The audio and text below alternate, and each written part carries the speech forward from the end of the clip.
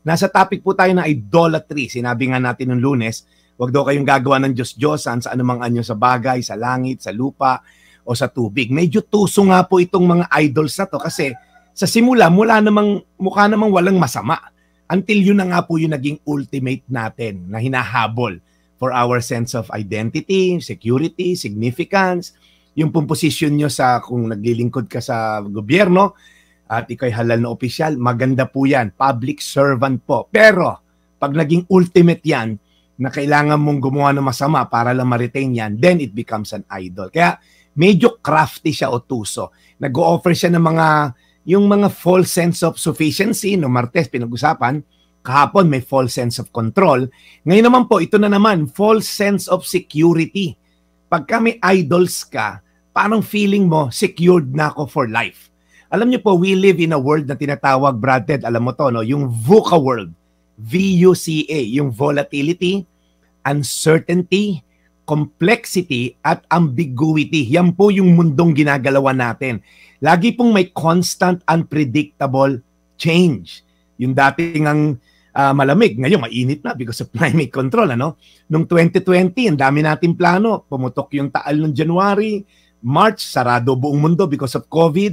Di ba? Ang dami nating plano. Pero bakit ganon? There's so much uncertainty. Yung ating security, kaya ba talagang ibigay ng pera natin sa bangko? Ang dami ko pong funeral nung pandemya. At ang dami po nilang pera pero hindi makasecure ng kwarto. So ang point lang po, kung naghahanap tayo ng security sa ating posisyon, possession, yung ating ari-arian, yan po ay hindi stable. Sabi po sa Biblia nga do not put your hope in wealth which is so uncertain. Saan po tayo makakakuha ng ating security, temporal at eternal? Sa 1:10:28. Binibigyan ko sila ng buhay na walang hanggan, kailan may hindi sila mapapahamak at hindi sila maaagaw sa akin ni numan. Ito pong mga katagang ito ay binanggit ni Jesus mismo at sabi niya, I will give them eternal life. Yan po yung eternal security that Jesus offers. At wala daw pong makakakuha, makakasnatch, okay, sa kanyang mga kamay ang kanyang mga anak. Kaya po kung gusto niyo po ng eternal security, maaaring dito sa mundo, hindi ka makakuha ng temporal security dahil parang sabi mo, ba't ganun? Pagka sumunod ako kay Jesus, parang nababalagoong ako. Bakit kailangan ako magpakumbaba? Dapat medyo matapang ka at maangas ka para galangin ka. Bakit dito sa mundo, mamahalin mo yung kapwa mo kahit na inaaway ka? Bakit dito sa mundo, i-honor mo yung magulang mo parang hindi sila honorable yung iba. So, pag tayo po'y sumunod sa Diyos, bibigyan daw po tayo ng buhay na walang hanggan. Huwag ka masyado ma-in love dito sa mundo na to. Puro temporal lang po ito. Ang naghihintay sa atin ay ang langit, eternal, na wala ng sakit, walang galit, walang pagod, there's no more tears, walang maintenance drugs. Yun po ang naghihintay sa atin. Kaya po, again, I want to encourage you.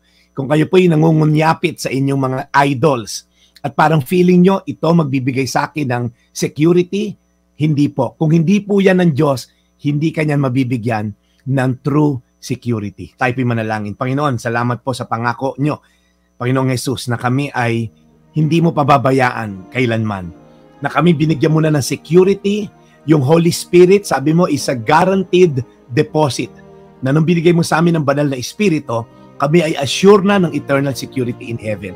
Maaring hindi maganda ang sitwasyon namin dito sa lupa. May cancer, may mga sakit, may kakulangan, may mga gulo, pero Lord, kaya nga sa langit kami dapat nakatuon at hindi dito sa lupa. Dinadalangin namin, Lord, ang mga kababayan namin binabayo ngayon ng matinding bagyo, physical na bagyo sa northern part ng aming bansa. Lord, ingatan niyo po sila at kabayan. Yung temporal, Lord, na pangailangan nila dito sa lupa, i-secure mo pa. Lord, again, long for something that's eternal. Focus on what is eternal, which is in heaven. Salamat po sa iyong paggabay sa amin kung paano magkaroon ng eternal security sa iyo. In Jesus' name. Amen.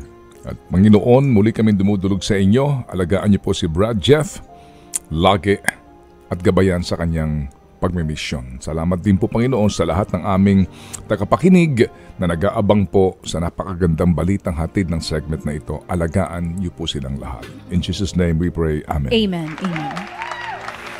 Brad Jeff, salamat muli na marami ha. kapansin-pansin po talaga na sa mga oras na ito, parami po ng parami ang nakikinig po sa segment na ito sa pagkuha po ng magandang balita at inspirasyon araw-araw. And again, we say thank you Lord sa inyo po ang lahat ng pagpupuri. Amen. Amen.